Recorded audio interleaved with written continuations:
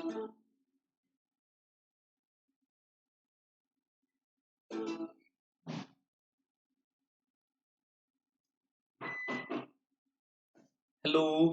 welcome to Unacademy, India's largest learning platform.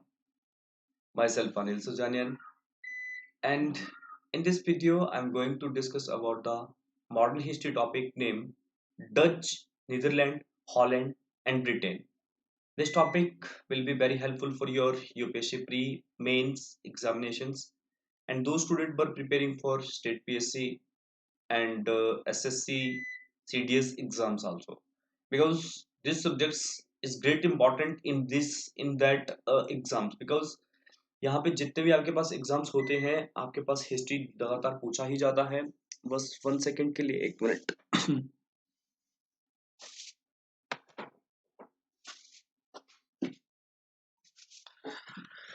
तो इन सभी exams में आपके पास हिस्ट्री पूछा जाता है। आज का टॉपिक हम सबके लिए इम्पोर्टेंट है। टॉपिक का नेम है मॉडर्न हिस्ट्री, और मॉडर्न हिस्ट्री में जो हमारा कंटेंट है वो है ब्रिटेन, डच, या फिर जिसको हम नीदरलैंड, हॉलैंड भी कहते हैं।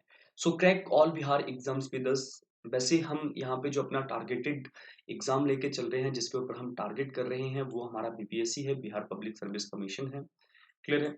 हाँ, पर बिहार पब्लिक सर्विस कमीशन के साथ साथ आप अन्य जितने भी आपके पास एग्जाम्स हैं जो कि बिहार गवर्नमेंट के द्वारा कंडक्ट किए जाते हैं, आप उन सभी की तैयारी भी हमारे साथ यहाँ पे कर सकते हो।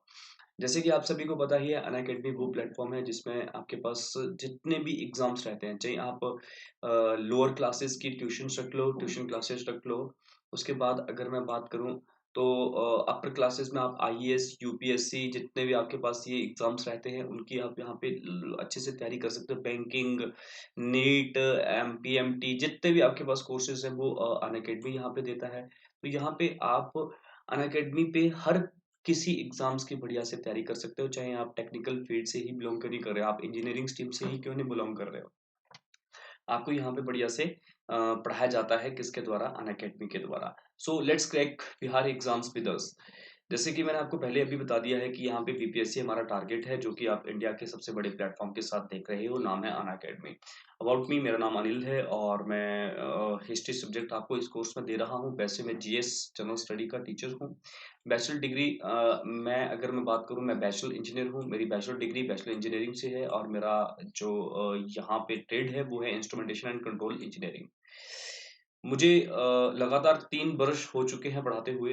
और अगर मैं बात करूं अपने कॉन्टैक्ट नंबर की, 9459802085 है। अगर आप में से किसी भी स्टूडेंट को कोई प्रॉब्लम, कोई डाउट, कोई इंफॉर्मेशन चाहिए हो, तो आप इस कांटेक्ट करके, इस पे कॉल, कांटेक्ट, या फिर व्हाट्सएप, या फिर जिस तरह का भी आपका कांटेक्ट हो सकता है, आप यहाँ पे करके मेरे साथ जुड़ सकते हो। This slide shows the Unacademy subscriptions benefit.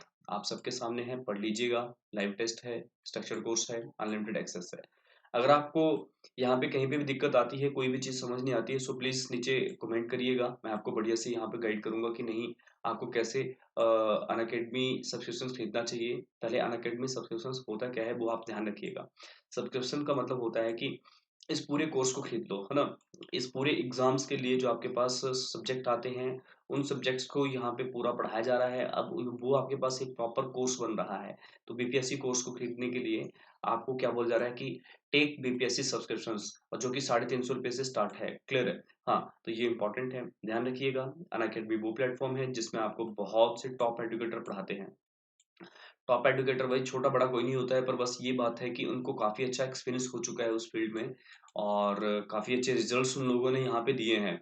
Clear है? और याद रखिएगा कि यहाँ पे अनअकैडमी वो प्लेटफॉर्म है जिसमें पूर्व रिटायर्ड आईएएस भी आपको पढ़ाते हैं, प्लस जो खुद ज्वाइन करके बैठे थे यूपीएससी को, क्लियर क्रैक करके बैठे थे, उसके बाद उन्होंने इसको छोड़ दिया और रिजाइन करके आज के टाइम में अनअकैडमी पे पढ़ा रहे हैं। जैसे फॉर सबसे बड़ा एग्जांपल रोमन सैनी सर का है, जो कि फाउंडर माने जाते हैं अनअकैडमी के। उन्होंने 2014 में आईएएस क्लियर करा था। उसके बाद इन्होंने आईएएस बने थे, और आईएएस की पोस्ट से इन्होंने रिजाइन दे दिया। तो भैया ऐसे महानुभाव भी होते हैं, देखो, जो आईएएस जैसी पोस्ट से रिजाइन दे रहे हैं, है ना। तो भैया ये चीज इंपॉर्टेंट है। यहाँ पे बोला गया फ्री लाइव क्लासेस आपको देखने को मिलता है। फ्री लाइव क्लासेस आपको अनअकैडमी के द्वारा दिया जा रहा है अभी। फ्री लाइव क्लासेस सही है भैया, आप सभी स्टूडेंट के लिए फ्री लाइव क्लासेस सही है, पर जब बिगनर स्टूडेंट्स रहते हैं, जो न्यू स्टूडेंट्स रहते हैं, उनको समझ नहीं आएगा कि भाई मैं क्या बोल रहा हूँ। ये फ्री लाइव क्लासेस उन्हीं को अच्छी लगती हैं जो कि पहले से जानते हैं कि नहीं भाई स्टेट पीएससी क्या है, जिन्होंने पहले से थोड़ा सा सुन के रखा है कि भाई यहाँ पे सिलेबस क्या होता है, पढ़ाई कैसे करनी होती है। जिनको इतिहास की जैसे जो सब्जेक्ट्स हैं, जैसे मान लो जो ह्यूमैनिटीज के सब्जेक्ट्स पढ़ते हैं, ह्यूमैनिटीज के सब्जेक्ट्स कौन पढ़ते हैं, जिन्होंने आर्ट्स रखा है अपनी लाइफ में, है ना, तो उनको तो यहाँ पे कोई दिक्कत नहीं आएगी, पर जो साइंस स्ट्रीम के हैं और इंजीनियरिंग स्ट्रीम के हैं भैया, उनको तो यहाँ पे दिक्कतें आएंगी ना, है ना, उनको तो यहाँ पे दिक्कतें आएंगी ना। तो यहाँ पे क्या बोल जाता है कि आप अनअकैडमी सब्सक्रिप्शन खरीदें, आपको एक बेसिक से पढ़ाना स्टार्ट किया जाएगा, एक एक चीज आपको बढ़िया से यहाँ पे पढ़ाई जाएगी। आपको ये तक यहाँ पे पढ़ाया जाता है कि सिलेबस क्या रहेगा, प्रिपरेशन कैसे करनी है, कितने घंटे पढ़ना है, कितने घंटे का आपका टाइम टेबल होना चाहिए, मतलब मोटिवेशन लेक्चर्स भी आपको साथ के साथ दिए जाते हैं। This slide shows top educators of an academy, जिनका नाम मे बी आप में से बहुत से लोगों ने सुना होगा। मुकेश सर हैं, अभिमन्यु सिंह सर हैं, रंजीत राजपूत हैं, प्रसाद कुमार हैं, उसके बाद शर्मा शशि हैं, ये सहारन शशि सर हैं। तो सर शशि सर की बात करूं, अच्छे काफी रेपुटेटेड हैं सारे के सारे ये। तो इन्हीं से आपको पढ़ने का मौका मिलता है, जब आप बीपीएससी का कोर्स लेते हो तो आप इनसे भी पढ़ सकते हो, यहाँ पे ये ऑप्शंस आपके पास रहती है। अपकमिंग कोर्स ये है भैया, है ना। देखो मैं आपको एक चीज खास बात बताऊं अन अकेडमी की। अन अकेडमी देखो कैसा प्लेटफॉर्म बन चुका है। अगर हम पहले के समय की बात करें ना, अगर आपको इंजीनियर बनना होता था, आपको पीएमटी क्लियर करना होता, आपको एमबीबीएस करनी होती थी, जब आपको सरकारी सीट चाहिए होती, सरकारी अच्छा कॉलेज लेना होता था, तो आप एक एक जगह है, नाम है कोटा, आप वहां पे जाया करते थे, क्लियर है। सबसे फेमस है राजस्थान कोटा, है ना, आप सभी वहां पे जाया करते थे, क्लियर है। राजस्थान कोटा, भाई नहीं चलो भाई हमें आईआईटी लेना है, इंजीनियरिंग करनी है, तो भाई आईआईटी लेना पड़ेगा तभी कुछ हो पाएगा, घर वाले भी बताते हैं, आस पड़ोस भी यही बताता है। तो भैया कोटा जाना पड़ रहा था। आईएएस बनना है तो भाई दिल्ली मुखर्जी नगर चले जाओ, है ना, ऐसे बोला जाता है। पर आपको अब अन अकेडमी क्या बोलता है, आईएएस बनना है, आप घर में बन सकते हो, घर में बैठ के बन सकते हो, आपको कहीं पे भी जाने की जरूरत नहीं है, बस अन अकेडमी को आप ज्वाइन कर लीजिएगा, क्लियर है। तो ये आपके पास इंपॉर्टेंट है भैया।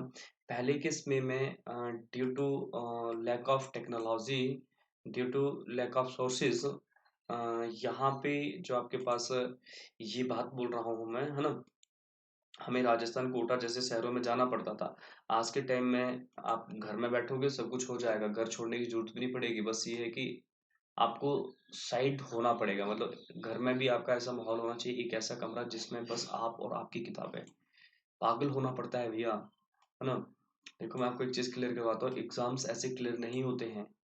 आप अपने आप से झूठ मत बोलिएगा कभी। देखो कोई भी व्यक्ति है वो लोगों से झूठ बोल सकता है, पर अपने आप से कभी भी कोई झूठ नहीं बोल पाता है ना।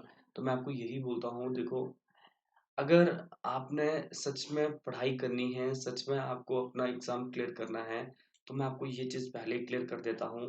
एक मेडिटेशंस मेडिटेशंस मतलब कि खुद को बार बार उसी चीज में लगा दो, मेरे को ये चीज क्लियर करनी है, मेरे को क्यों वो चीज क्लियर करनी है, बिल्कुल, है ना। जब भी आप सोते जागते उठते हो तो आपके दिमाग में ये चीज चलनी चाहिए, क्लियर है। इसी चीज को बोला जाता है डेडिकेशन। जब बोलते हैं ना, जब आप पूरी शिद्दत से किसी चीज को पाना चाहते हो, तो जो पूरी दुनिया की कायनात है वो भी आपका उस चीज को पाने में लग जाती है, या उस चीज को आपको मिलाने से, है ना, मिलाने में वो पूरी कायनातें, है ना, दुनिया की कायनातें, है ना, पूरी आपको उसी से मिलाने में लग जाती हैं। तो वो भैया दुनिया की कायनातें ऐसे नहीं मिलती हैं, हमें बहुत गहराई से एक बार मेडिटेशंस करके, है ना, मतलब ऐसे अंतर ध्यान होके सब चीजें हमें एक बार, है ना, शांति से देखनी पड़ती है भैया। मैं आपको सभी को ये चीज क्लियर करता हूँ, क्लियर है भाई। डेडिकेशंस प्लस मेडिटेशंस दोनों जरूरी चाहिए, dedications, meditations and hard work, तीन चीजें चाहिए हमारे एग्जाम को क्लियर करने के लिए।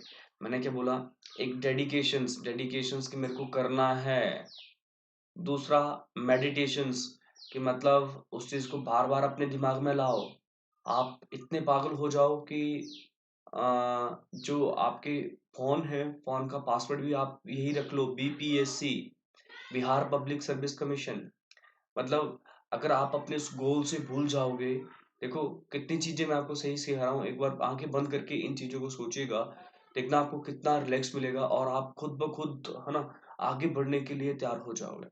मैं यहाँ पे आपको क्या बोल रहा हूँ, अगर आप सच में बीपीएससी बनना चाहते हो ना, बिहार पब्लिक सर्विस कमीशन का एग्जाम क्लियर करना चाहते हो ना, अपने जब तक आपका एग्जाम नहीं हो जाता है तब तक आप अपने फ़ोन का पासवर्ड, अपने लैपटॉप का पासवर्ड, अपना कंप्यूटर का पासवर्ड, अपना जो भी आपके पासवर्ड्स हैं, अपनी ईमेल के पासवर्ड, सब चीज़ों के पासवर्ड में आप जो बीपीएससी है वो लिख लो। ताकि देखो ह्यूमन नेचर कैसा है, अच्छी चीज़ों को हम जल्दी भूलते हैं, कि मतलब जो चीज़ हमें चाहिए होती है ना, वो हम 2-3 दिन उस चीज़ को याद रखेंगे, उसके बाद वो ऑटोमेटिक ही आपकी आपके माइंड से निकल चली जाएगी, है ना? तो हमने ऐसा नहीं होने देना है। मतलब कुछ तो हमें भी यहाँ पे भैया प्रयास करने पड़ेंगे ना, मतलब डेडिकेशन जिसको बोला जाता है भाई, होना करना है तो करना है ना? वैसा होना चाहिए। बेशक आप एफर्ट्स मतलब बिल्कुल कम ले रहे हो यहाँ पे, पर भैया मेडिटेशंस आपके फुल होने चाहिए, मतलब आपके दिमाग में हमेशा चलना चाहिए पहले तो। पहले इतना चलना स्टार्ट हो जाएगा, तो जो आपका यहाँ पे इस काम के लिए जो आपके एफर्ट्स हैं, वो खुद ब खुद बनना स्टार्ट हो जाएँगे, क्लियर है? तो आपका सभी का यहाँ पे क्या काम बनता है, आप आराम से अपने जितने भी आपके पास पासवर्ड हैं, उन सभी में आप एक ही चीज़ लिख लो, बीपीएससी। जब आप मान लो अपनी ईमेल खोलोगे, पासवर्ड लगाओगे, आपको याद आ जाएगा, यार बीपीएससी मेरे को क्लियर करना है।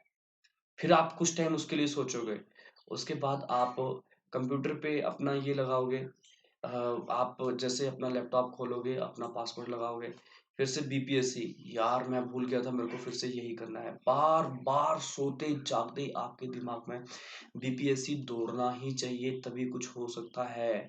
मेरी बातें क्लियर हो रही है? आज का टाइम वो टाइम नहीं है कि आप अकेले सोच रहे हो कि नहीं मेरे को बीपीएससी बन रहा है, या फिर मतलब मान लो कि 10 पोस्टें हैं और भरने वाले 5 हैं। ऐसा नहीं है, 10 पोस्टें हैं, भरने वाले लाख हैं। ऐसा सिस्टम यहाँ पे चल पड़ा है। तो यहाँ पे बहुत ही डेडिकेटेड वे में हमें काम करना पड़ता है। एक ठंडे दिमाग से बिल्कुल मेडिटेट होके हमें काम करना पड़ता है। फिर स्ट्रॉन्ग वर्क भी आपको अपनी लाइफ में करना ही पड़ेगा। अपने आप को टारगेट दो डेली कि मैं आज ये काम करूँगा। अपना टाइम टेबल सेट करो पहले, है ना? अपना टाइम टेबल सेट करो। अपने आप के लिए एक टारगेट दो, क्लियर है? कि मैं इस टाइम टेबल में ये काम हमेशा करूँगा, चाहे जो मर्ज़ी मेरे को काम पड़ जाए।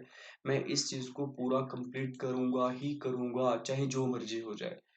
अगर आप उन टारगेट्स को कंप्लीट करने लग पड़े, अपने टाइम टेबल को अपने जीवन में बिल्कुल सही तरीके से उतारने लग पड़े, मैं गारंटी के साथ कह सकता हूँ कि आपको कोई भी दुनिया की ताकत नहीं रोक सकती है बीपीएससी का एग्जाम क्लियर करने के लिए।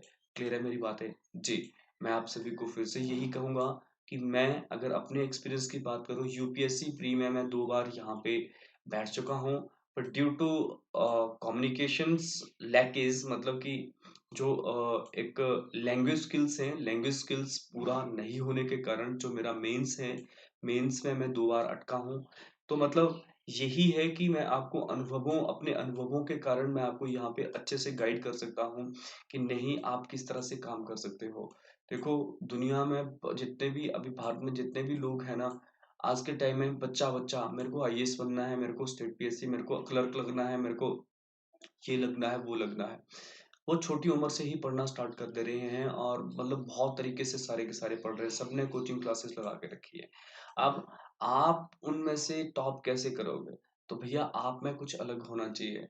मतलब मैं आपको सिंपल सा फिर से यही कहना चाहूँगा, अगर अगर आप डेली अपना जो टारगेट है उसके बारे में डेली के आप लगभग 15-20 मिनट सोचोगे, तो गारंटी की बात है एक ऐसा टाइम आएगा आपका खुद ब खुद पढ़ने का मन करेगा। एक ऐसा टाइम आएगा कि आपको बोला जा रहा है ना, जब भी आप किसी काम को शिद्दत से करना चाहते हो, जब भी आप किसी चीज को शिद्दत से पाना चाहते हो, मतलब पूरी पॉजिटिविटी के साथ उसको आप उतारना चाहते हो, अपने शरीर में लाना चाहते हो, तो वो आ सकती है और आएगी भी।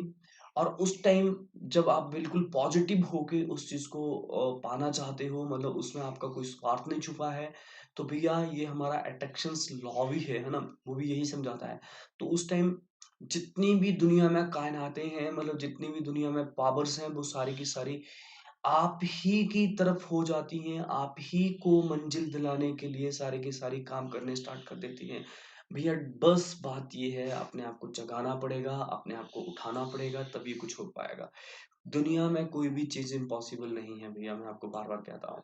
देखो, आज हम अपने इस टॉपिक को कंटिन्यू कर रहे थे, थोड़ा-सा हमारा एक स्ट्रैटेजी वाला पोर्शंस या मोटिवेशंस वाला टॉपिक भी आपका चल पड़ा है ना? तो ये ज़रूरी है, मेरे अकॉर्डिंग ज़रूरी है। आज तक तो हमने इस चीज़ के लिए कभी बात नहीं करी, और मैं आपको पर्सनल एक्सपीरियंस अपना यहाँ पे बता चुका हूँ कि आपको क्या करना चाहिए। आपको मेडिटेट हमेशा रहना है।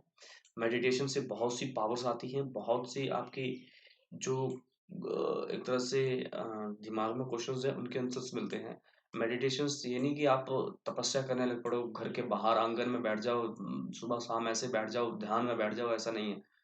मेरा बोलने का मतलब है कि सोचो उस चीज़ के लिए कि जो आप पाना चाहते हो, उसको सोचो कि मैं कैसे पाऊँगा इस चीज़ को, है ना? सब हो जाएगा फिर। हुँ, देखो बीपीएससी में आपको अनअकैडमी के द्वारा जो कोर्स प्रोवाइड किया जा रहा है बीपीएससी का, उसमें आपको 12 सब्जेक्ट्स पढ़ाए जा रहे हैं। अगर उन 12 सब्जेक्ट्स की अगर मैं बात करूँ, तो उन 12 सब्जेक्ट्स में आपको क्या मिलता है, अलग-अलग कोर्सेज़ मिलते हैं। जैसे मेरा कोर्स अनिल सुजानियन का कोर्स हिस्ट्री का चल रहा है। इसमें आपके पास जो है अनिल सुजानिया के कोर्स में अगर मैं बात करूँ, एक मेरा कोर्स आ चुका है, उसके बाद जो 15 टीचर्स और बच गए हैं, वो भी आपके पास जो है बिहार पब्लिक सर्विस कमीशन के लिए कोर्स लेके आ रहे हैं। पर ध्यान रखिएगा, ये 16 एजुकेटर्स आपको तभी पढ़ाते हैं जब आप बीपीएससी सब्सक्रिप्शंस खरीदते हैं, ठीक है? उसी तरह से आप यहाँ पे नंबर जो 6 पे आपके पास यहाँ पे ये है। हुँ, हुँ।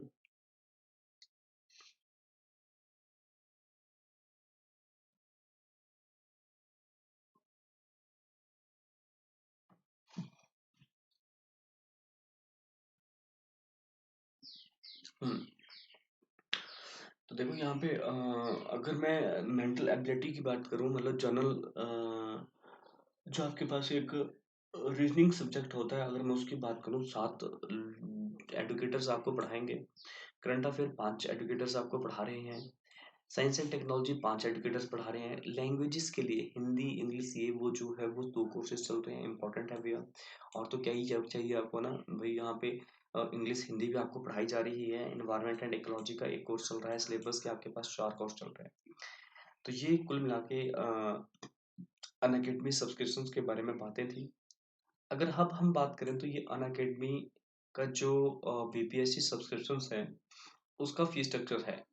फीस स्ट्रक्चर्स बहुत ही मेरे अकॉर्डिंग तो मिनिमम है भैया, क्योंकि अगर आप एक बार कोशिश करोगे कि नहीं, अ, अ, अगर आप एक बार जो मुखर्जी नगर है, मुखर्जी नगर की फीसेस देखोगे, अलग-अलग आप फीस स्ट्रक्चर्स देखोगे अलग-अलग अकेडमी के, तो उसके हिसाब से आप पाओगे कि यहाँ पे सबसे सही है आपके पास अनअकैडमी, और बहुत सी चीज़ें, बहुत सही सी सर्विसेज आपको प्रोवाइड कर रहा है अनअकैडमी। घर-घर तक एक ऐसी शिक्षा दे रहा है जो कि बहुत अनुभवी अध्यापकों के द्वारा दिया जा रहा है। क्लियर है? हाँ, पहले के आपने टीचर सुने हैं जिनको कुछ आता-जाता ही नहीं था।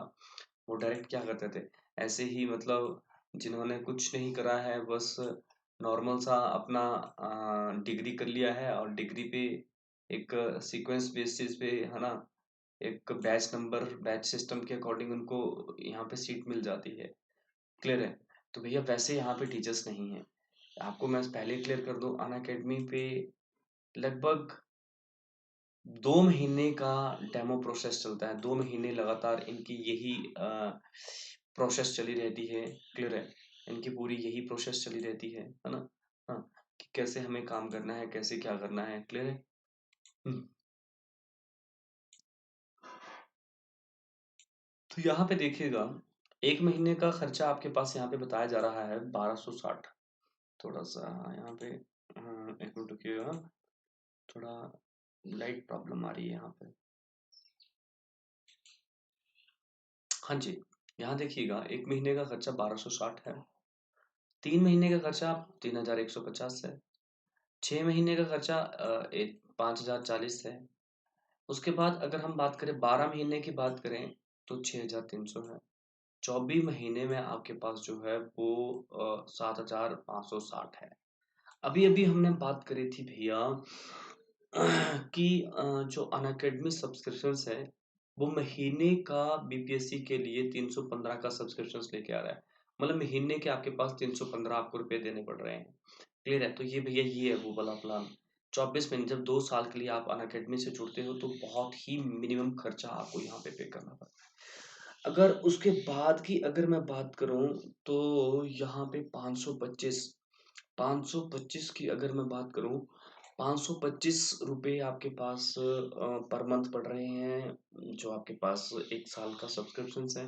ये 525 में आप सारी चीज़ें पढ़ रहे हो, इससे अच्छा क्या ही हो सकता है? 6 महीने की बात करें तो 840 रुपए पड़ रहे हैं पर मंथ, और 3 महीने में आपको थोड़ा महँगा पड़ रहा है 1050, और 1 महीने में आपको 260 रुपए पड़ रहे हैं, मतलब 1260 रुपए पड़ रहे हैं। तो कुल मिला के बात देखी जाए तो अनअकैडमी सब्सक्रिप्शंस के फीस स्ट्रक्चर्स में हमें एक चीज़ यहाँ पे मालूम हो चुकी है, अगर हम लंबे समय तक अनअकैडमी के साथ बनते हैं तो वहाँ पे हमें एक अच्छा बेनिफिट देखने को मिलता है, एक अच्छा डिस्काउंट हमें दिया जाता है। क्लियर है चीज़ें? अब यदि आपको यहाँ पे लिखे गए सारे जो फीस स्ट्रक्चर्स हैं वो आपको यहाँ पे तंग कर रहे हैं, आपको ज़्यादा लग रहे हैं, देन हाँ, आप 10% का डिस्काउंट ले सकते हो अनअकैडमी से। अनअकैडमी सभी स्टूडेंट्स को 10% डिस्काउंट दे रहा है, और 10% डिस्काउंट आपको मिलता कैसे है? आपको उसके लिए एक कोड देना पड़ता है। एक रेफरल कोड आपको यहाँ पे देना पड़ता है। रेफरल कोड यहाँ पे आपको देना पड़ता है। क्लियर है मेरी बातें? हुँ, अच्छा। तो आपको क्या बोला जाता है? If you able to get, है ना, if you able to get 10% discount then enter your referral code, तो वहां पे आप अनिल एस 10 कोड को यहाँ पे पुट कर सकते हो। मेरी बात क्लियर है? अनिल एस 10 के कोड को यहाँ पे आप पुट कर सकते हो, ये चीज हम सबके लिए इम्पोर्टेंट है। अगर हम बात करें उसके बाद तो आप जब जैसे ही यहाँ पे पेमेंट का बटन दबाओगे तो उसके बाद आपको क्या यहाँ पे मिल जाएगा, आपको 10% का डिस्काउंट डायरेक्ट मिल जाएगा। आज का हमारा टॉपिक है मॉडर्न हिस्ट्री। मॉडर्न हिस्ट्री का हमने सेकंड टॉपिक डिस्कस करना था, वो था डच और या फिर नीदरलैंड और हॉलैंड। देखो जी, मैं आपको कहानी से बढ़िया से समझाता हूँ। अगर आपने लास्ट के हमारे लेक्चर्स देखे होंगे तो आपको पता चल चुका होगा मॉडर्न हिस्ट्री क्या है। यहाँ पे यूरोप महाद्वीप है, और यहाँ जैसे आपके पास एशिया महाद्वीप है। क्लियर है? और एशिया महाद्वीप में आपके पास क्या आता है? इंडिया आता है। यूरोप महाद्वीप लगभग 12 शताब्दी में अपना पुनर्जागरण कर चुका था, मतलब अपनी डेवलपमेंट कर चुका था। अभी जितने भी आपके पास यूरोप महाद्वीप पर देश हैं, वो मैक्सिमम मशीनों का यूज कर रहे थे, और जितने भी आपके पास विश्व में और कंट्रीज हैं वो आपके पास क्या कर रही थी, यहाँ पे लेबर से काम करवा रही थी। यहाँ पे ये लोग लेबर से काम करवा रहे थे, और ये जो आपके पास है ये ऊपर खुद हाथों से काम कर रहे थे। क्लियर है चीजें? अब यहाँ पे क्या चीज इंपॉर्टेंट चलती है, बोला जाता है कि जब लोगों की बात करी जाए, जब वो मशीनरीज लेके आ चुके थे, मशीनों से काम करवाना कर चुके थे यूरोप महाद्वीप के लोग, तो अब ये अपने व्यापार को बढ़ाना स्टार्ट करते हैं। देखो, जब हाथों से काम किया जाता है ना, तो कच्चे माल की उतनी ज़्यादा आवश्यकता नहीं पड़ती है। जब मशीनों से काम हो रहा है ना, एक मशीन में डाल दिया, उस मशीन को दिन दिन रात चलाया चलाया जा सकता है ना, मशीन तो बेजान है ना, उसको दिन रात चलाया जा सकता है। अब ह्यूमन की बात करूँ, लेबर की बात करूँ, उसकी तो कैपेसिटी है ना, एक दिन में अगर वो 10 मीटर कपड़ा बनाता है तो वही वो उतना ही बना सकता है, वो 20 नहीं बना सकता है। और मशीनें एक दिन में 100 मीटर कपड़ा बनाती हैं, तो उससे ज़्यादा भी बना सकती हैं। क्लियर है? अगर ज़्यादा मशीनें ले आए तो वहाँ पे वैसे ही होगा, टाइम बचेगा, रात को भी लगाए रखो, 200 मीटर कपड़ा निकाल दो सुबह के लिए। यहाँ पे 10 मीटर कपड़ा एक दिन में निकल रहा है, यहाँ पे 200 मीटर कपड़ा एक दिन में निकल रहा है। तो मतलब सिंपल सी बात ये हो रही है, यहाँ पे मशीनरीज बहुत आ चुकी थी, ये डेवलप आपके पास कॉन्टिनेंट हो चुका था। अब ये अपना रॉ मटेरियल के लिए, कच्चे माल के लिए इधर उधर जाना स्टार्ट कर देते हैं। इनमें से कुछ जो आपके पास देश थे, इनमें से जो कुछ आपके पास कंट्रीज थी, वो क्या काम करना स्टार्ट कर देती हैं, वो भारत आना स्टार्ट कर देती हैं। और अगर मैं उन कंट्रीज की बात करूं तो वो आपके पास है, आपके पास एक पुर्तगाल, एक डच, और एक आपके पास जो था ब्रिटेन, और एक आपके पास था डेनमार्क, और एक आपके पास था फ्रांस, है ना। डेनमार्क और एक आपके पास था फ्रांस। क्लियर है? ये 5 देश भारत आते हैं अपने किस उद्देश्य के लिए? वो आते हैं भैया अपना व्यापार के उद्देश्य से। तो यहाँ पे देख लीजिएगा, हम बात कर रहे हैं मुख्य कारण इनका व्यापार था, पर बाद में ये अपनी राजनीतिक गतिविधियों को भी यहाँ पे बढ़ाने लग पड़े थे, या जो आपकी इनकी पॉलिटिकल पॉलिसीज थी उनको भी भारत में ये स्थापित करने लग पड़े थे। देखो जी, यहाँ पे बात होती है, सबसे पहले पुर्तगाल आया, यहाँ पे लिखा मैंने अभी आपको बताया। नंबर 2 पे डच आया था। क्लियर है? जिसको नीदरलैंड और हॉलैंड भी कहते हैं, देखते रहिए, नीदरलैंड और हॉलैंड भी कहते हैं। नंबर 3 पे अंग्रेज आए, जिनको हम ब्रिटिश या ब्रिटेन कहते हैं। डेनमार्क आए, जिसको हम डेनिस कहते हैं। या फिर फ्रांसीसी आए, जिसको हम फ्रांस कहते हैं।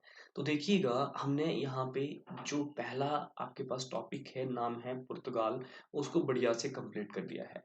आज के इस टॉपिक में हम डच, नीदरलैंड, हॉलैंड को बढ़िया से कंप्लीट करेंगे। वास्को डी गामा के बारे में आप सभी ने पढ़ा ना, भारत की खोज किसने करी थी? वास्को डी गामा ने, कल के लेक्चर्स में पढ़ा था। जाना इसको अमेरिका था, पहुंचता भारत है। हाँ, इसके बीच में वास्को डी गामा पुर्तगाल का था। पुर्तगाल के साथ 1602 में एक महत्वपूर्ण युद्ध होता है, ऐतिहासिक युद्ध होता है, किसके बीच में? नाम था पुर्तगाल और डच के बीच में, क्योंकि डच भी आपके पास यूरोप महाद्वीप का एक देश था। पुर्तगाल जब यहाँ पे काम कर रहा था उसी टाइम आपके पास डच भी भारत आ चुका था। पर इन दोनों के जो ट्रेड वॉर्स हैं वो यहाँ पे स्टार्ट हो जाती हैं, व्यापारिक लड़ाइयाँ यहाँ पे इनकी स्टार्टिंग हो जाती हैं। क्लियर है? व्यापारिक जो भी यहाँ पे युद्ध हैं वो इनके स्टार्ट हो जाते हैं। तो जैसे ही यहाँ पे पुर्तगाल था, पुर्तगाल अपने लेवल से काम कर रहा था, डच अपने लेवल से काम कर रहा था, पर बीच में जब दो मजबूत कंट्रीज यहाँ पे आ चुकी हैं तो भैया उससे क्या होगा? दोनों में संघर्ष होगा, लड़ाई हुई। 1602 में बांटम का युद्ध हुआ, डच और कौन हुआ? पुर्तगाल। यहाँ पे जो पुर्तगाल था वो कमजोर हो जाता है। तो अब आपके पास यहाँ पे भारत में किसकी पकड़ हो जाती है? डच की। हम डच को यहाँ पे बढ़िया से पढ़ेंगे। अभी अभी आपने देखो यहाँ पे क्या पढ़ा कि डच की बात करूं तो डच को हम नीदरलैंड और हॉलैंड भी कहते हैं, है ना। हाँ, तो देखते चलिएगा। डच के बारे में, हॉलैंड, डच या हॉलैंड का आगमन, यहाँ पे देखो इसका आगमन भारत में होता है, बिल्कुल ठीक है। पर इनका टारगेट क्या था? इनका टारगेट था क्लोथ ट्रेड्स, या फिर कपड़ों का व्यापार। मतलब ये कपड़ों के व्यापारी थे। पहले मसालों के ऊपर उन्होंने टारगेट किया था, पुर्तगालियों ने। ये कपड़ों पे टारगेट करते हैं। पुर्तगाल के बाद दूसरे नंबर पर डच, इनकी कुछ खास एक्टिविटी नहीं रही है, ठीक है। दूसरे नंबर पे जो आपके पास आते हैं वो डच आते हैं, और इनके कुछ खास एक्टिविटी नहीं रही है। पहला डच व्यापारी जो भारत आया था, नाम था कार्नेलिस दी हस्तमान। कार्नेलिस दी हस्तमान। क्लियर है? पहला डच जो भारत आया था, नाम था कार्नेलिस डी हस्तमान। कार्नेलिस डी हस्तमान, ये सही हो चुका है। 1602 ईस्वी में United East India Company of Netherland, ये देखो नीदरलैंड को ही हम डच कहते हैं ना। तो 1602 ईस्वी में आपके पास एक कंपनी बनी थी, United East India Company Netherland. देखो, जब भी हम मॉडर्न हिस्ट्री की बात करेंगे, यहाँ पे हम एक चीज पक्का पढ़ेंगे, ईस्ट इंडिया। ईस्ट इंडिया क्यों? देखो, ईस्ट इंडिया क्यों बोला जाता है, समझो इस चीज को। देखो, अगर मैं बात करूं, यहाँ पे आपके पास यूरोप है, तो यहाँ पे आपके पास क्या था? एशिया यहाँ पे था, ये बड़ा जैसा जो एरिया है ये एशिया है। भारत यहाँ जैसे था, यहाँ जैसे आपके पास भारत था। क्लियर है? जहाँ पे मैं टिक कर रहा हूँ। तो यहाँ से जब ये चलते थे, यूरोप महाद्वीप से ये चलते थे, तो इनका ये वाला जो हाथ होता था, ये जो डायरेक्शन होती थी वो कौन सी होती थी? ईस्ट। तो ये ईस्ट की तरफ चलते थे, तभी इसको बोल के United East India Company of Netherland की स्थापना 1602 में हुई। 1605 में मुसलीपट्टनम में पहली फैक्ट्री बनी, और दूसरी फैक्ट्री इनकी जो कन्नूर तमिलनाडु था वहां पे बनी थी। 1610 में पुलिकट में फैक्ट्री बनी। इसी फैक्ट्री में उन्होंने अपना हेड ऑफिस बनाया।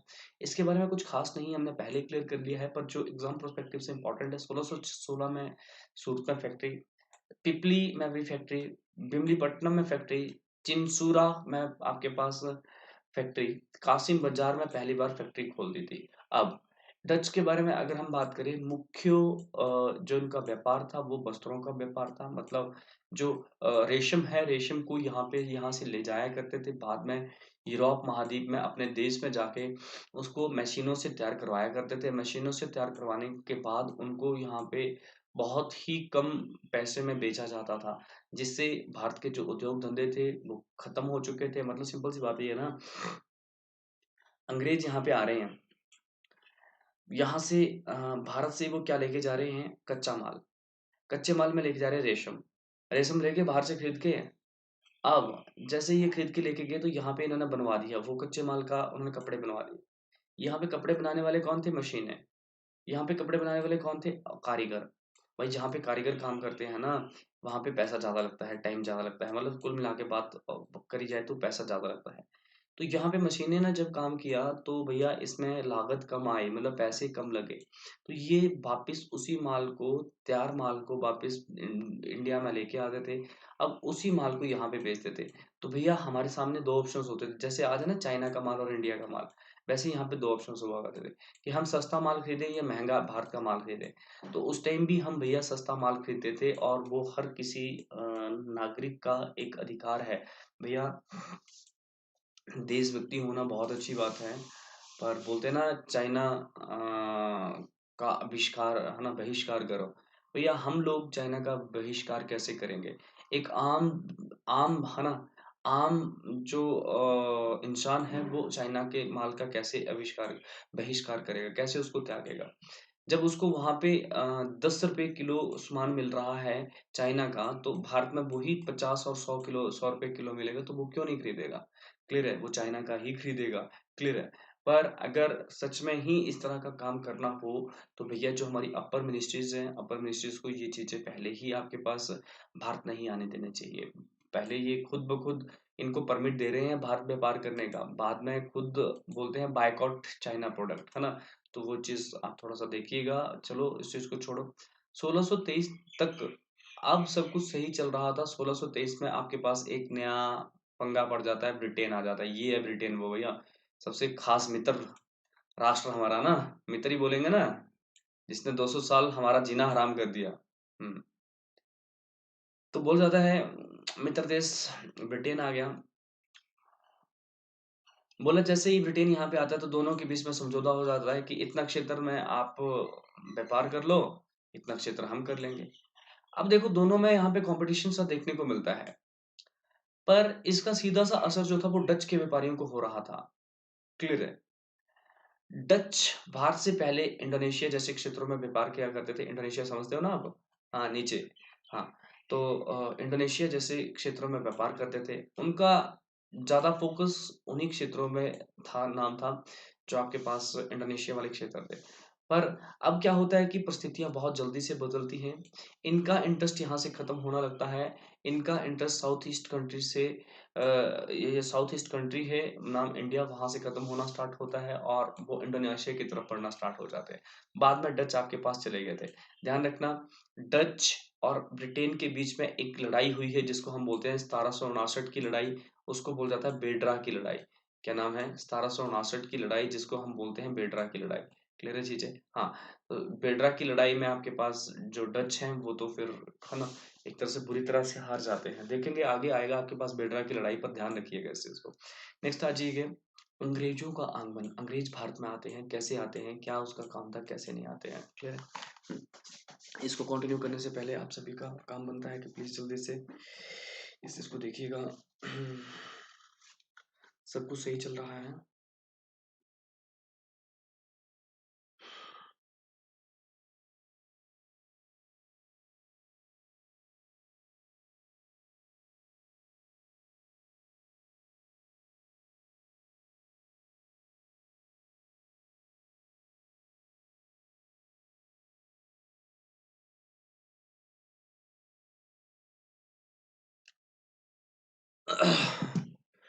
अंग्रेजों का आगमन हम पढ़ रहे हैं भारत में।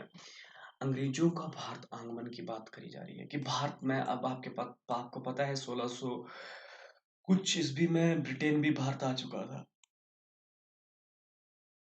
सबका लक्ष्य एक ही था, नाम था क्या, ट्रेट देखो, ये है वो गोरे है ना, जिन्होंने लगभग 200 साल भारत पे राज किया है। क्लियर है। गलतियां भारत की थी तब किया है, ऐसा नहीं है कुछ भी।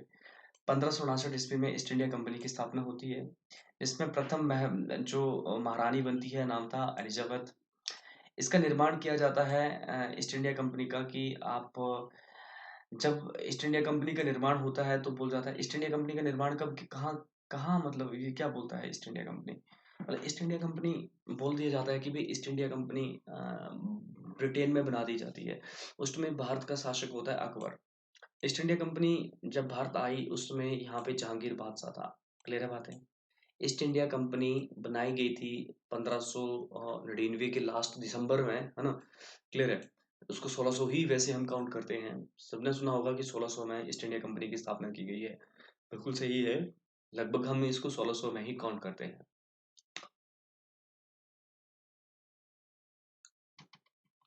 हम्म।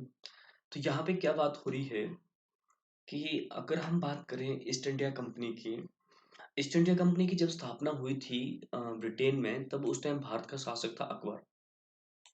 और जब ईस्ट इंडिया कंपनी भारत में आई, उस समय भारत का शासक था जहांगीर। क्लियर है। जहांगीर, अकबर का बेटा जहांगीर।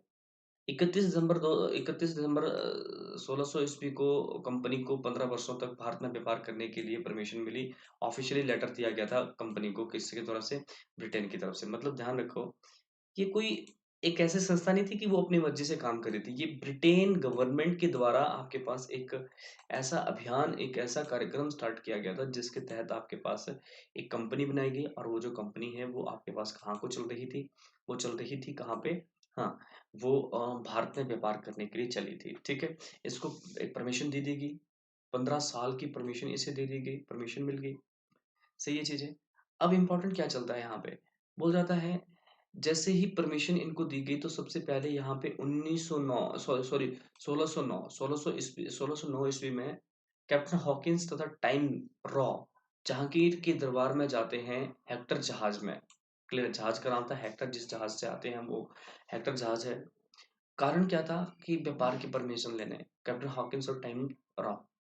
1609 में सूरत में पहली फैक्ट्री, मछलीपट्टनम में आपके पास पहली व्यापारिक कोठी बनाते हैं। 1613 में अपनी दूसरी व्यापारिक कोठी यहाँ पे बनाते हैं।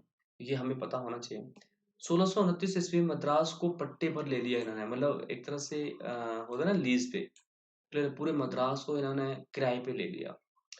बंगाल फोर्ट सेंट जॉर्ज बनाया। क्लियर है। बंगाल में फोर्ट सेंट जॉर्ज बनाया। 1651 में हुगली नदी के पास कोठी खोली, मतलब व्यापारिक कोठी, मतलब फैक्ट्री खोली। ब्रिटेन के सम्राट पुत्र चार्ल्स का विवाह पुर्तगाल की राजकुमारी कैथरीन के साथ किया गया। इंपॉर्टेंट है सब कुछ, है ना। चार्ल्स द्वितीय का विवाह पुर्तगाल की राजकुमारी कैथरीन से हुआ। 1668 ईस्वी में इन्होंने जानबूझकर मुगलों के जहाजों को छोड़ना शुरू किया, मतलब मुगलों के जहाजों को छेड़ना शुरू किया। किसने, ब्रिटेन ब्रिटेन लोगों ने। देखो क्या होता है, 1600 अगर मैं 58 की बात करूं, 1668 की बात करूं, ये क्या कर रहे हैं, जानबूझ के पंगा ले रहे हैं मुगलों से, ताकि ये आस्ता आस्ता मुगलों को यहाँ पे कमजोर करें, और ठीक है ना। तो यहाँ पे क्या बोला जाता है, सर जॉन चाइल्ड बंगाल में अंग्रेज अधिकारी ने मुगल जहाज को निशाना बनाकर लूट लिया था। इससे नाराज होकर औरंगजेब ने अपनी सेना भेजकर उन्हें हराया और उनके ऊपर कठोर जुर्माना लगाया था। औरंगजेब तो बहुत कट्टर था ना, मानता ही था कौन अंग्रेज है ना, कौन अंग्रेज है, बिल्कुल नहीं मानता था इनको। बोला जब इन्होंने मुगलों के जहाजों को यहाँ पे लूटा था 1668 ईस्वी में, उस टाइम यहाँ पे जो शासक चल रहा था वो था औरंगजेब। औरंगजेब इस चीज से नाराज हुआ, इसने अपनी सेना भेजी और एकदम पूरी ताकत के साथ इनके ऊपर, है ना, आक्रमण किया। 1700 ईस्वी तक इनकी दशा ऐसी ही थी, यो अपने आप को मजबूत करने में लगा हुआ था। 1700 ईस्वी तक देखो, 1600 में आया है, 1700 में, है ना। हम्म, तो ये चीज सही हो चुका है। उस समय फ्रांस भी आ चुका था, जब आपके पास अंग्रेज यहाँ पे थे उस टाइम, अब फ्रांस भी आ चुका था। फ्रांस और ब्रिटेन अपने क्षेत्र के दुश्मन थे, मतलब पूरे विश्व में एक दूसरे से आपके पास मतलब दुश्मन थे। जैसे 18वीं शताब्दी शुरू हुई, मतलब 1700 स्टार्ट हुआ, मुगल शासक औरंगजेब की मृत्यु हो गई। क्लियर है चीजें। औरंगजेब की मृत्यु के बाद भैया जो मुगल सत्ता है वो पतन की ओर अग्रसर हुआ, जिसका पूरा फायदा अंग्रेजों को मिला। इनके बाद के शासकों को अपने अकॉर्डिंग चलाना शुरू कर दिया इन्होंने। मेरी बात क्लियर हो रही है? यहाँ पे क्या बात हुई, बोला गया जो अंग्रेज थे, अंग्रेजों के कैसे यहाँ पे तरीके से काम करने के। सबसे पहले तो बोल जाता है जब 1700 ईस्वी का टाइम होता है ना, 1700 ईस्वी तक इन्होंने अपने आप को यहाँ पे मजबूत करा। छोटे छोटे युद्ध करते थे, है ना, मतलब अपने आप को व्यापारिक स्तर से, है ना, इकोनॉमिक इकोनॉमी से रिलेटेड इन्होंने अपने आप को डेवलप करा, इकोनॉमी से रिलेटेड इन्होंने अपने आप को स्ट्रॉन्ग करा। क्लियर है बात है? अब अब ये तो ठीक है भैया, सब कुछ सही चल रहा था, मतलब इन्होंने अपने आप को स्ट्रॉन्ग कर लिया। और यहाँ पे क्या बोला जाता है, जब ये ब्रिटेन भारत था ना, उसी के आसपास आपके पास फ्रांस भी एंट्री कर लेता है। मतलब ब्रिटेन अभी भारत से गया नहीं है और यहाँ पे फ्रांस भी एंट्री कर लेता है। जब आपके पास यहाँ पे फ्रांस एंट्री करता है तो ऐसा बोला जाता है ब्रिटेन और फ्रांस बराबर की दो शक्तियां थी। मतलब बराबर की दो शक्तियां समझते हो आप, कि मतलब बराबर की दो पावर्स थी। क्लियर है? मतलब अगर ब्रिटेन के पास 10 हथियार हैं तो भाई फ्रांस के पास भी 10 हथियार हैं। ब्रिटेन के पास 50 घोड़े हैं तो इसके पास भी 50 घोड़े हैं। दोनों एक दूसरे के दुश्मन देश हैं ये, और बराबर के टक्कर वाले देश हैं आपके पास ब्रिटेन और फ्रांस। क्लियर है चीजें?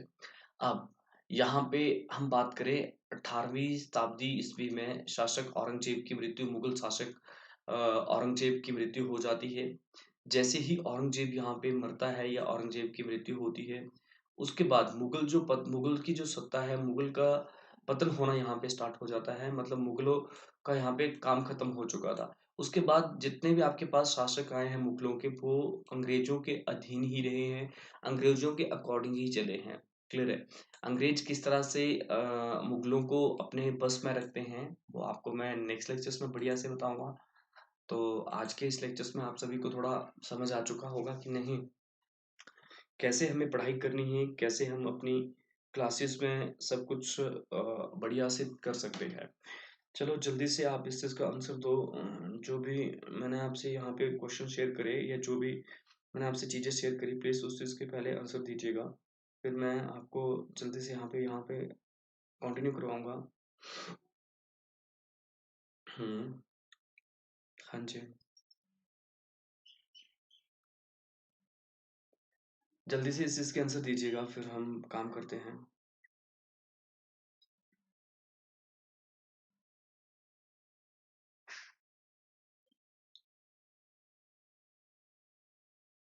कोई प्रॉब्लम, कोई दिक्कत आप सभी की, तो प्लीज़ नीचे कमेंट सेक्शन का यूज़ करें।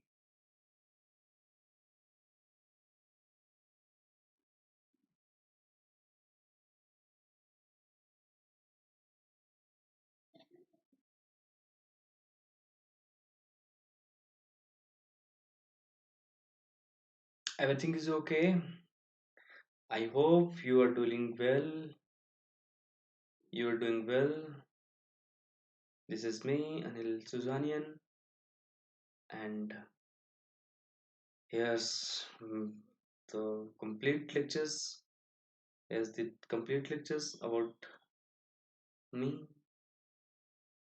Please do the great work, do the special efforts for your exams.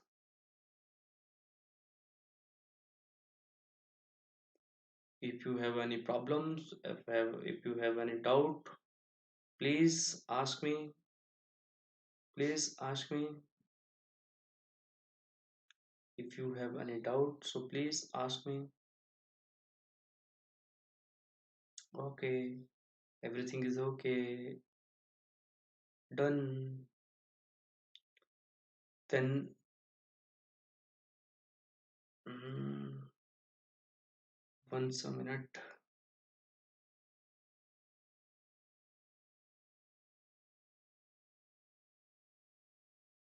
Alls are going to good.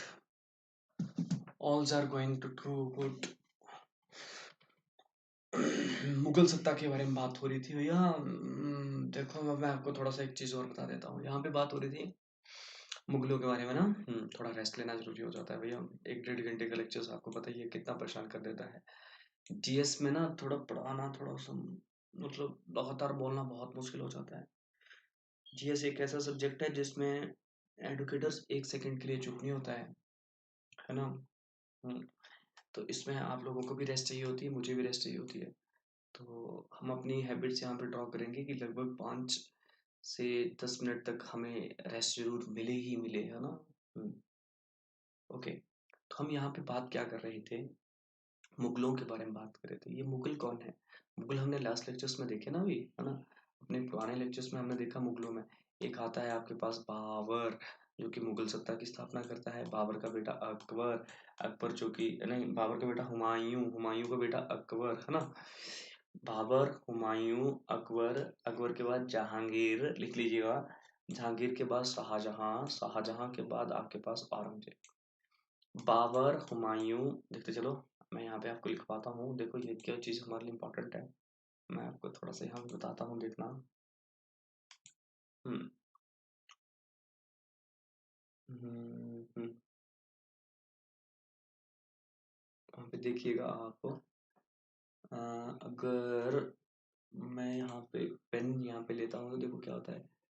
सबसे पहले मुगल काल में आपके पास कौन आया था? नाम था बाबर। क्या नाम था? बाबर। सही है।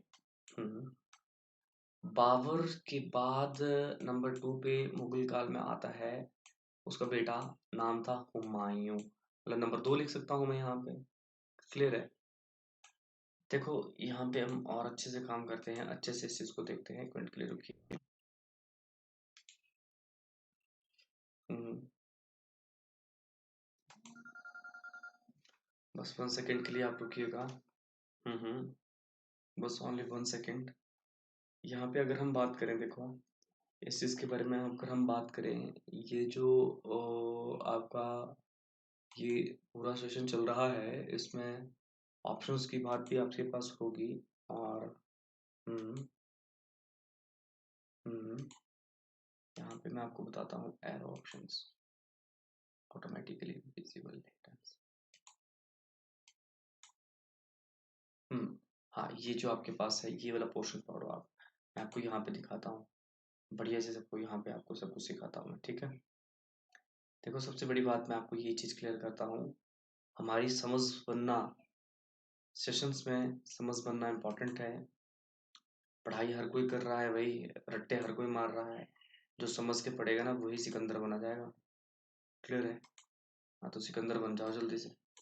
चलो, नंबर 1 पे आपके पास बाबर आता है मुगल सत्ता में। बाबर आता है। बाबर के बाद आपके पास हुमायूं आता है। क्लियर है? बाबर के बाद नंबर 2 पे हुमायूं आता है। हुमायूं के बाद आपके पास उसका बेटा अकबर आता है। नंबर 3 पे अकबर आएगा। अकबर के बाद आपके पास नंबर 4 पे आता है जहांगीर। लिखते चलना, नंबर 4 पे जे, जहांगीर। नंबर 5 पे जहांगीर का बेटा एक शाहजहां आता है, शाहजहां आता है। क्लियर है? और नंबर 6 पे औरंगजेब आता है। नंबर 7 पे मुअज्जम आता है। क्लियर है? हम इन 7 ही शासकों के बारे में मुगल सत्ता में पढ़ते हैं, पढ़ा है ना हमने लास्ट लेक्चर्स में। हम्म देखो, बाबर, हुमायूं, अकबर, जहांगीर, शाहजहां, औरंगजेब, मुअज्जम, ये आपके पास शासक आते हैं मुगल काल में। पर यहाँ पे हम केवल और केवल 6 शासक जो पहले आपके मैंने यहाँ पे काउंट करे औरंगजेब तक, इन्हीं के बारे में हम बात करते हैं। जब हमने मुगल सत्ता पढ़ी थी ना, तब भी मैंने आपको ऐसा ही बताया था। क्यों? क्योंकि यहाँ पे जो मतलब एक मतलब एक टैलेंटेड, है ना, योग्य जो शासक था अंतिम, वो औरंगजेब था। औरंगजेब के बाद मुगलों को कोई भी ऐसा करेक्टर नहीं मिला जो कि मुगल शक्ति को आगे बढ़ा सके, मुगलों को एक अच्छे डायरेक्शंस दे सके। आगे जितने भी शासक आए, हमने पता है, हमने कल पढ़ा है या अपने लास्ट लेक्चर्स में पढ़ा है, मुगल में कुल 17 शासक आते हैं और हमने पढ़े कितने? 7। तो इसमें आगे जितने भी शासक आते हैं 6-7 के बाद, उसके बाद बस वो अपना टाइम पास करते हैं, मतलब वो हमेशा जो आपके पास विदेशी आ रहे हैं, विदेशियों के साथ ही अपना काम काज करके आगे बढ़ते हैं। क्लियर है चीजें? तो ये चीज सही हो रही है। सो एट लास्ट आपसे ये क्वेश्चन पूछा जाता है कि जो मुगल साम्राज्य है, मुगल साम्राज्य के अंतिम शासक कौन है? तो ध्यान रखिएगा, मुगल साम्राज्य के जो अंतिम शासक हैं वो हैं बहादुर शाह जफर। क्या बोला गया? बहादुर शाह जफर। तो अब उम्मीद करता हूँ सब कुछ सही हो चुका होगा। हम्म, तो कंटिन्यू करें अभी। हम्म।